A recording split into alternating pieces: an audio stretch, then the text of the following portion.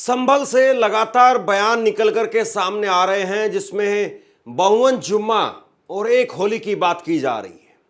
संभल में इस तरीके के बयान दिए जा रहे हैं कि ना जाने संभल में होली के दिन क्या होगा, किस तरीके का माहौल होगा, यह आशंकाएं जताई जा रही है। लेकिन इससे पहले ही एक बड़ी खबर सामने आई है।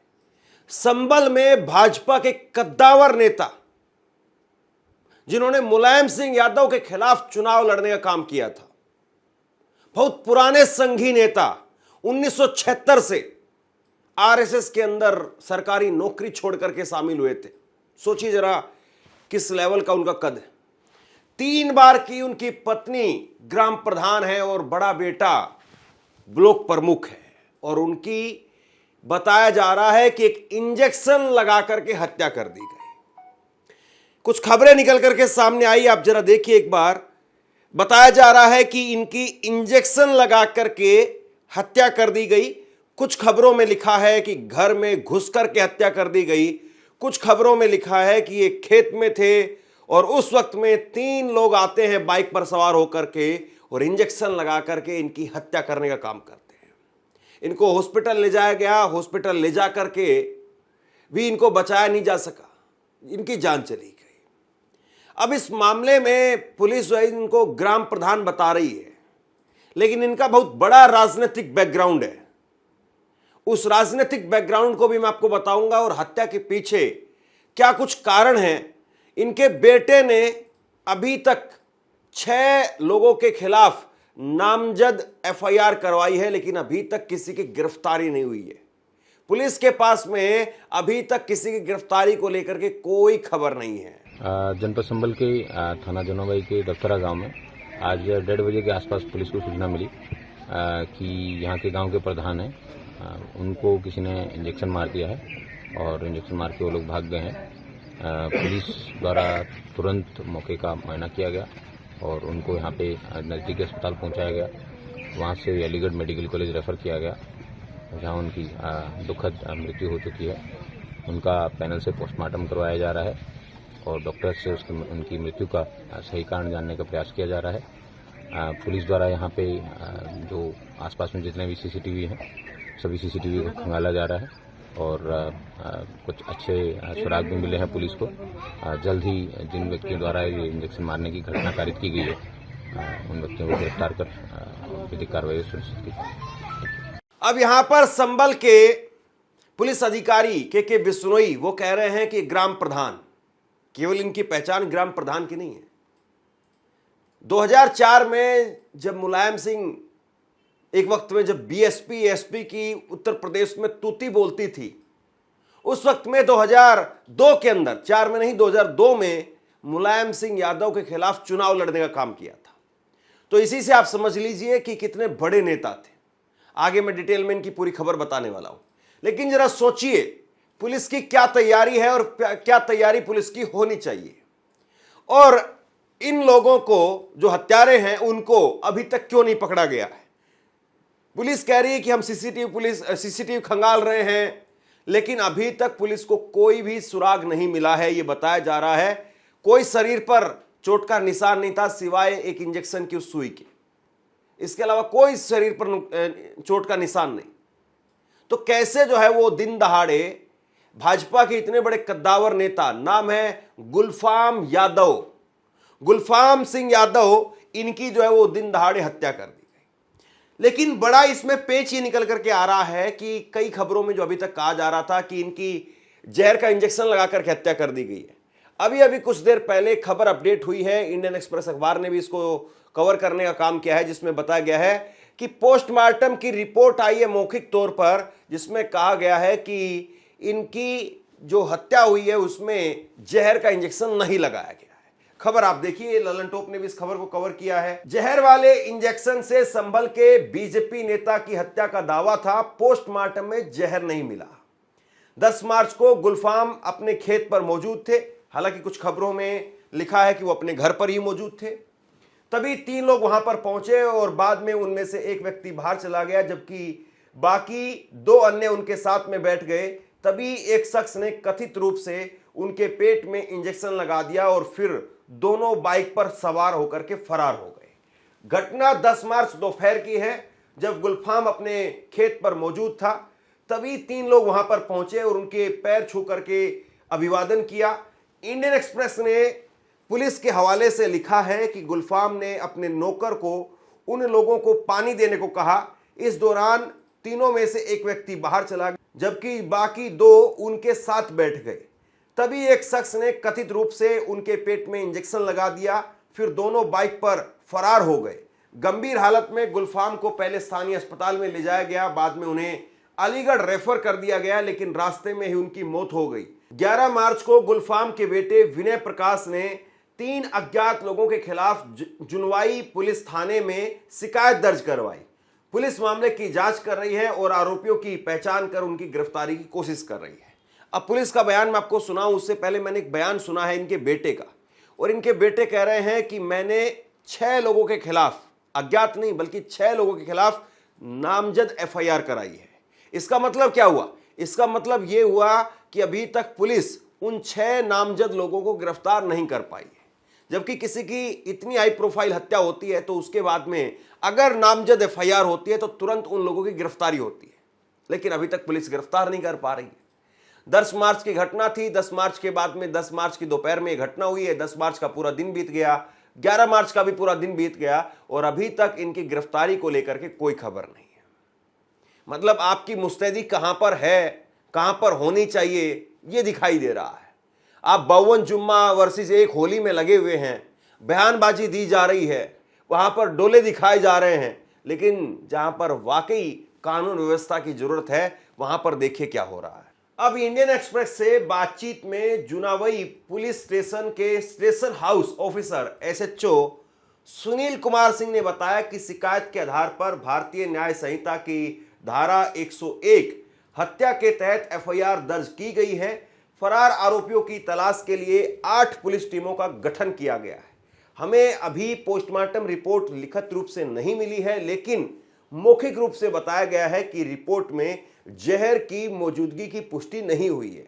विस्तृत जांच के लिए विसरा को आगरा की फोरेंसिक लैब में भेजा गया है।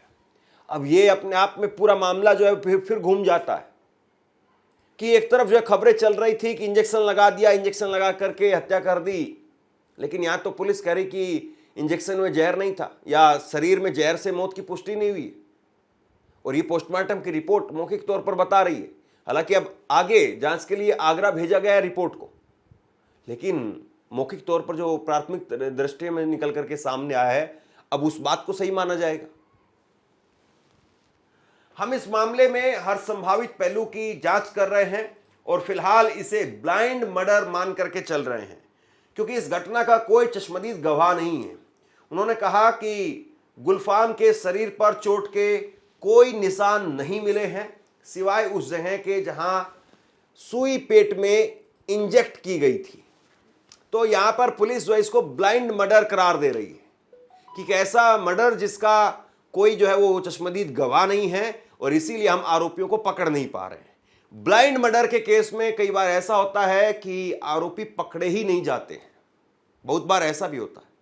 अब देखना यह है कि जो संभल पुलिस और संभल पुलिस के CO अनुज चौधरी, जो देश और दुनिया में नाम कमा रहे हैं अपना कि 52 जुम्मे आते हैं, 1 होली आती है, मेरी सबसे ये दरख्वास्त है, उस CO साहब भी इस मामले को देखेंगे क्या? क्योंकि इतना बड़ा मामला है, जाहिर सी बात है संभल पुलिस के लिए, पूरी पुलिस के लिए एक ये नाक का सवाल बन गया है। अब उन आरोपियों को पकड़ करके दिखाए। गुलफाम सिंह यादव बीजेपी के नेता थे। 2004 में उत्तर प्रदेश के गुन्नौर विधानसभा क्षेत्र से सपा प्रमुख और पूर्व मुख्यमंत्री मुलायम सिंह यादव के खिलाफ चुनाव लड़कर के चर्चा में आए थे। हालांकि उन्हें हार का सामना करना पड़ा था। गुलफाम ने 1976 में लेखपाल यानी सरकारी अकाउंटेंट की नौकरी छोड़ करके RSS ज्वाइन की थी और वो तब से संघ परिवार से जुड़े थे। बाद में वो बीजेपी पश्चिमी यूपी इकाई के उपाध्यक्ष भी बने।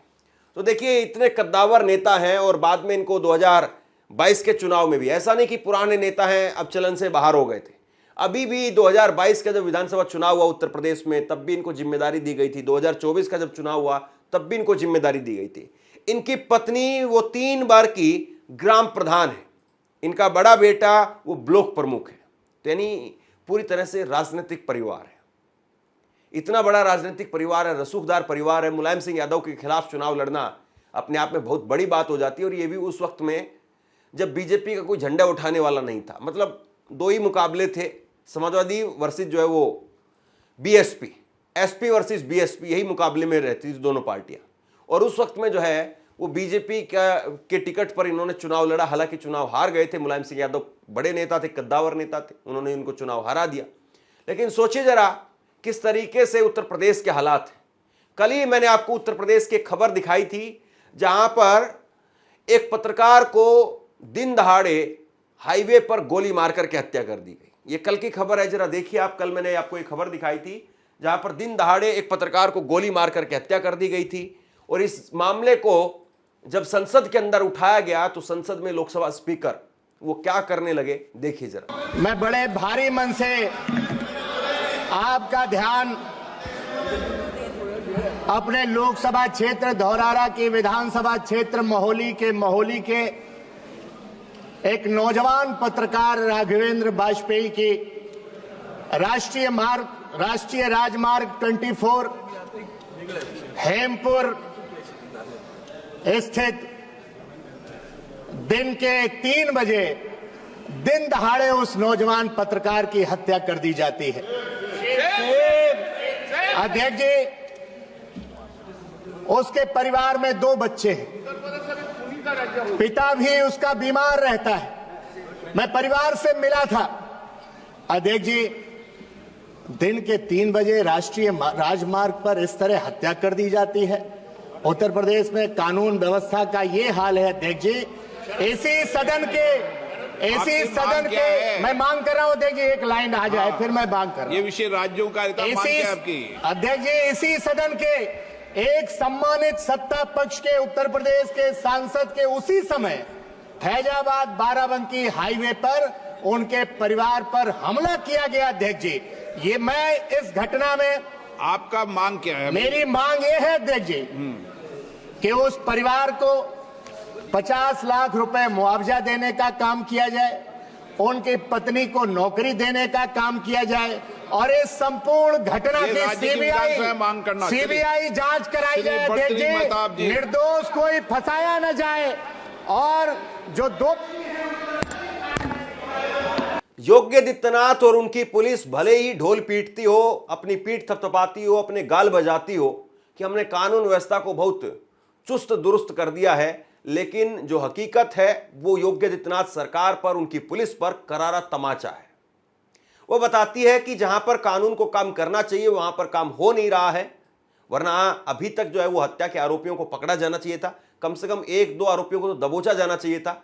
और बहुत बार मामला ये भी निकल करके सामने आता है कि अगर कोई दूसरे धर्म का एंगल मिल जाए तो एकदम से मीडिया में उस पर डिबेट होने लगती है। लेकिन अब भाजपा का ही नेता था, भाजपा की ही सरकार है, डबल इंजन की सरकार है। संभल के अंदर जहां पर नैरेटिव बनाया जा रहा है जुम्मा वर्सेस होली का, वहां पर बीजेपी नेता की हत्या की खबर आती है, मीडिया में इस पर डिबेट नहीं हो रही है, मीडिया के अंदर इस पर चर्चा नहीं हो रही है।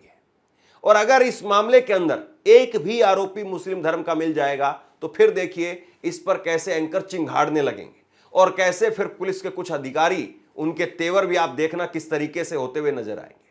तो बहरहाल बहुत बड़ी खबर है। संभल में होली से पहले एक हड़कंप मचा देने वाली खबर निकल करके सामने आई है। भाजपा के कद्दावर नेता की हत्या कर दी गई है, और इस खबर पर कहीं कोई चर्चा तक नहीं है। शेयर कीजिए इस खबर को, लोगों तक पहुंचाइए, और आप क्या सोचते हैं नीचे कमेंट बॉक्स में लिख करके जरूर बताइए। और इसी तरह की तमाम खबरों के लिए ऑनलाइन न्यूज़ इंडिया को सब्सक्राइब कीजिए। आपका बहुत बहुत धन्यवाद।